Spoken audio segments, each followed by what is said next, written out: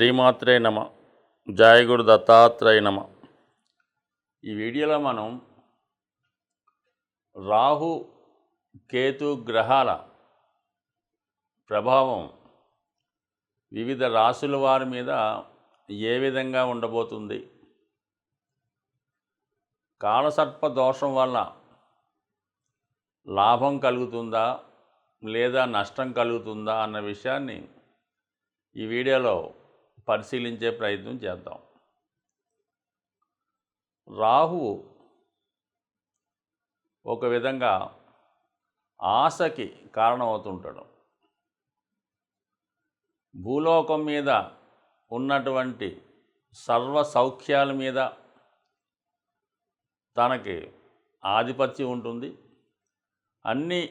ఉన్నటువంటి అన్ని సౌకర్యాలు తనకే కావాలని ఆశతో ఉండడం జరుగుతుంది. అంటే రాహుగ్రహ ప్రభావం ఎవరి మీద ఉంటుందో వాళ్ళకి విశేషమైనటువంటి ఆశ, అలాగే విపరీతమైనటువంటి గర్వం, కోపం, అంటే మామూలుగా 6 దుర్గణాలు అంటారు కదా, ఇవన్నీ కూడా అంతర్గతంగా రాహుగ్రహానికి అంతర్లక్షణాలు అన్నమాట. రాహు ఎప్పుడూ కూడా హీరో కావాలనుకుంటూ ఉంటాడు. అలాగే నాయకత్వ లక్షణాలు కలిగి ఉంటాడు. అన్యాయాన్ని ఎదిరించే ప్రయత్నం చేస్తుంటాడు. సో ఏది చేసినా కూడా ఇంటర్నల్గా తనకి స్వార్థం ఉంటుంది. ఈ విధంగా రాహు ఆశ, కోరికలు వీటి మధ్య ఎప్పుడు కూడా మానవుడు జీవిస్తూ ఉంటాడు. అంటే రాహుగ్రహ ప్రభావం ఉన్నవాళ్ళు. దానికి సంపూర్ణంగా వ్యతిరేక ఫలితాన్ని ఇచ్చేవాడు కేతువు. నిరాశ, నిస్పృహ, అలాగే 0 లక్షణాలు, ఎటువంటి కోరికలు ఉండవు. ఒక విధమైనటువంటి నిడారంబర యోగం, సన్యాస యోగం లాంటిది అన్నమాట. అంటే అన్నీ త్యజిస్తూ ఉంటాడు. తన దగ్గర ఉన్న ప్రతీది కూడా ఇవ్వడం జరుగుతూ ఉంటుంది. దానికి వ్యతిరేకంగా రాహు ప్రతీది కూడా తనకు కావాలనుకుంటాడు. అక్కర్లేకపోయినా కావాలనుకుంటూ ఉంటాడు. అది రాహు యొక్క లక్షణం. ఇది కేతువు యొక్క లక్షణం. ఒక రాహు విధానంగా దేనైనా ఎక్స్పెండ్ చేస్తుంటాడు. అది తన ఉన్న భావాన్ని కానీ, తను కలిసినటువంటి గ్రహాన్ని కానీ, ఆ భావ ఫలితాన్ని, ఆ గ్రహ ఫలితాన్ని పెంచుతూ ఉంటాడు, ఎక్స్పెండ్ చేస్తూ ఉంటాడు. అయితే తన యొక్క రాహు యొక్క పాయిజన్ని అందులో కలిపి దాన్ని పెంచడం జరుగుతూ ఉంటుంది. అంటే ఒక విధంగా ఇంటర్నల్ స్వార్థంగా పెరుగుతూ ఉంటుంది. అయితే గురువు అలా కాదు. గురువుకు కూడా ఎక్స్పెండ్ చేసే శక్తి ఉంటుంది. గురువు ఏ భావంలో ఉంటే, పంచమ భావంలో ఉంటే అధిక సంతానాన్ని ఇస్తాడు. ధనస్థానంలో ఉంటే అధిక ధనాన్ని ఇస్తూ ఉంటాడు. అయితే రాహు కూడా ధనస్థానంలో ఉన్నప్పుడు అధిక ధనాన్ని ఇస్తాడు. లాభస్థానంలో ఉన్నప్పుడు అధిక లాభాలు తెచ్చిపెడుతుంటాడు. ఇందులో రాహు ఇచ్చే దాంట్లో అక్రమార్జన ఉంటుంది. ఇతరులు నష్టపోవడం వల్ల, వాళ్ళు ఏడవడం వల్ల, బాధపడడం వల్ల వచ్చే లాభం రాహు వల్ల ఉంటుంది. గురువు వల్ల ఇతరులు సంతోషంతో ఇచ్చే లాభం కలుగుతూ ఉంటుంది. అయితే రెండు కూడా ఎక్స్పెండ్ చేస్తే చాలా తేడా ఉంటుంది. గురువుకి 5వ దృష్టి ఉంటుంది, 9వ దృష్టి ఉంటుంది. అలాగే రాహు కూడా 5, 9 దృష్టిలు ఉంటాయి. సాధారణంగా ఈ 5, 9 దృష్టిలు చాలా వరకు మంచి దృష్టిలు అంటూ ఉంటారు. అయితే గురువు తన దృష్టిలో ఆ భావాన్ని రక్షిస్తూ ఉంటాయి. రాహు ఆ భావాన్ని పాయిజన్తో నింపి ఇంకో విధంగా స్వార్థంతో నింపుతూ ఉంటాడు. అది రాహు యొక్క ప్రభావం. అయితే కేతువు ఆ భావాన్ని తగ్గిస్తూ ఉంటాడు. 7వ స్థానంలో కేతు ఉంటాడు. వివాహం జరుగుతూ ఉంటుంది. భార్య మీద ఇష్టం ఉండదు, ఏ వ్యామోహాల మీద ఇష్టం ఉండదు. ఈ విధంగా కేతు ఉంటాడు. రాహు ఆపోజిట్గా వాళ్ళ ప్రభావాన్ని చూపడం జరుగుతూ ఉంటుంది. సో మరి ప్రస్తుతం ఈ రాహు కేతువుల సంచారం, రాహు మీనరాశిలో ఉంటూ గురువు యొక్క రాశిలో ఉండడం వల్ల, అలాగే ఎటువంటి గ్రహాలతో కూడా కలయిక లేదు రాహుకి. కేవలం తను ఒక్కడే మీనరాశిలో ఉండి పూర్తి స్వతంత్రంతో తన ఫలితాలు ఇవ్వడానికి సిద్ధంగా ఉన్నాడు. అలాగే కేతువు కూడా ఏ గ్రహంతో కూడా కలయకుండా సింగిల్గానే కన్యా రాశిలో ఉండడం జరుగుతూ ఉంది. సో ఈ 2 గ్రహాల ప్రభావం మరి వివిధ రాశుల మీద ఏ విధంగా ఉండబోతుంది అన్న విషయాన్ని చర్చిద్దాం.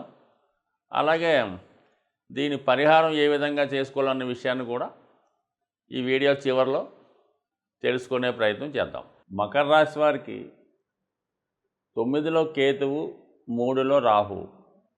ఒక విధంగా ఇది పర్ఫెక్ట్ స్థానాలు రాహుకేతువులకి. 9వ స్థానం అన్నది ముక్తి మోక్షాన్ని ఇచ్చే స్థానం. అది ధర్మస్థానం, పుణ్యస్థానం, ఒక పుణ్యక్షేత్రం లాంటిది.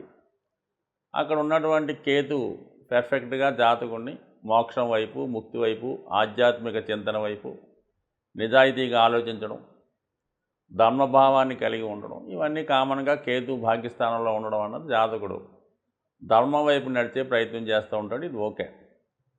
ఒక ధర్మం వైపు నడడానికి కూడా జాతకుడికి ధైర్యం ఉండాలి. అటువంటి ధైర్యాన్ని 3వ స్థానంలో ఉన్నటువంటి రాహు ఇవ్వడం జరుగుతుంది. 3వ స్థానం 6, 10, 11లో ఈ రాహుగ్రహం అత్యంత బలవంతుడై ఉంటాడు.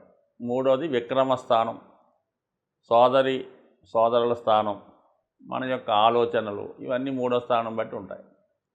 జాతకుడు ధైర్యంగా జీవితంలో నిలబడాలన్నా, కష్టపడి పనిచేయాలన్నా, వృత్తిలో సక్సెస్ సాధించాలన్నా 3వ స్థానం బలంగా ఉండాలి. అక్కడ రాహు ఉండడం వల్ల జాతకుడు ఏదైనా ఒక బాగా సామర్థ్యం కలిగినటువంటి వృత్తుల్లో స్థిరపడే అవకాశం ఉంటుంది. ముఖ్యంగా పోలీస్ డిపార్ట్మెంట్ అవ్వచ్చు, సైన్యం అవ్వచ్చు, క్రీడారంగం అనొచ్చు. ఏదైనా కాంపిటేటివ్తో కూడుకొని ఉంటుంది, సీక్రెసీ ఉంటుంది, చాలా ఎక్కువ వేతనం కలిగి ఉంటారు.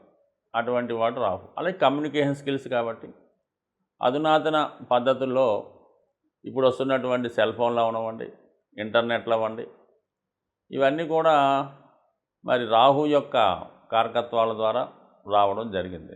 అంటే రాహు ఎప్పుడు కూడా అద్భుతమైన టెక్నాలజీ కారణమవుతుంటాడు. ఉన్నవి లేనట్టు, లేని ఉన్నట్టు కల్పిస్తూ ఉంటాడు. చిన్నదాన్ని పెద్ద చేస్తూ ఉంటాడు, పెద్దదాన్ని ఇంకా అద్భుతాలు సృష్టిస్తూ ఉంటాడు. సో ఈ విధంగా రాహు జాతకుని విశేష ధైర్యవంతుడిగా ఎంతటి కష్టాన్ని ఎదుర్కొనే శక్తిని ఇవ్వడం జరుగుతూ ఉంటుంది. సో ఈ విధంగా ఎవరైతే ఈ మకర రాశి వారు ఉద్యోగ ప్రయత్నాలు చేస్తున్నారో, పోటీ పరీక్షలు రాస్తున్నారో, వాళ్ళు ఉన్నటువంటి స్థాయి కన్నా ఉన్నత స్థాయి ఉద్యోగం కొరకు ప్రయత్నం చేస్తున్న వారికి మాత్రం ఇది గ్రాండ్ సక్సెస్ అయ్యే అవకాశం ఉంటుంది. తనకన్నా తక్కువ స్థాయి ఉద్యోగం ప్రయత్నం చేస్తే మాత్రం ఇది పెద్దగా సహకరించే అవకాశం లేదు. బట్ అయినప్పుడు కూడా జాతకుడు ధైర్యంగా ముందుకు వెళతాడు. కేతువు 9వ స్థానంలో ఉండడం వల్ల జాతకుడు అనేక విషయాలు, కొత్త విషయాలు తెలుసుకుంటాడు.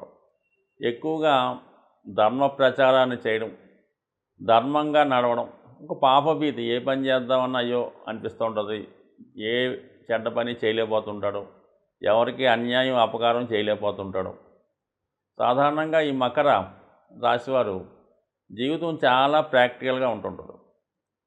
వీళ్ళ మీద అంటే వీళ్ళ జీవితాన్ని ఎలా గడుపుతున్నారు, ఎలా మెయింటైన్ అవుతున్నారని వీళ్ళ దృష్టి, అందరి దృష్టి కూడా వీళ్ళ మీద పడుతూ ఉంటుంది అన్నమాట.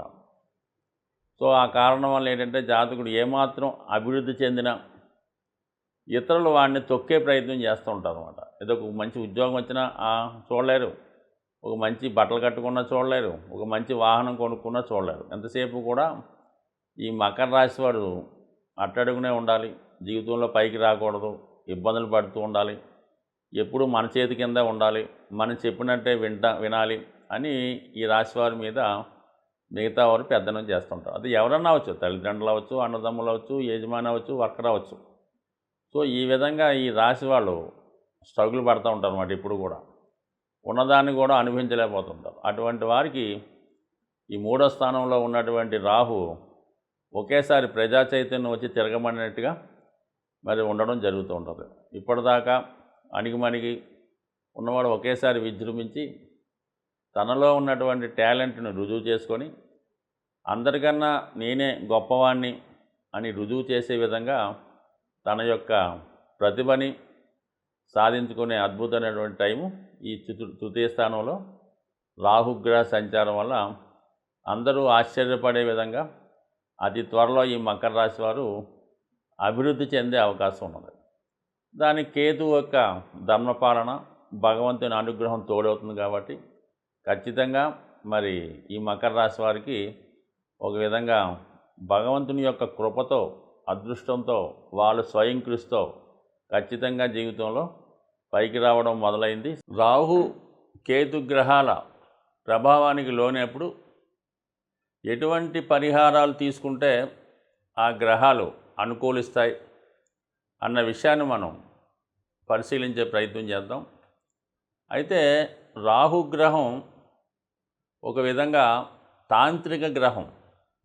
అందువలన తాంత్రిక దేవతలైనటువంటి దశ మహావిద్యల్లో ఉన్నటువంటి అమ్మవారిని ఆరాధించడం వల్ల, వాటిని కొలచడం వల్ల, ఆ ఆలయాలు దర్శించడం వల్ల రాహు తొందరగా మనకి అనుకూలించే అవకాశం ఉంది. అయితే సాధారణ మానవుడికి ఆ దశ మహావిద్యల్లో ఉన్నటువంటి అమ్మవారిని పూజించడం కానీ, వాటిని ధ్యానించడం, లేదంటే వాటిని బాగా పూజ చేసుకోవడం, అలాంటి కార్యక్రమాలు చాలా వరకు చాలామందికి అందుబాటులో ఉండవు.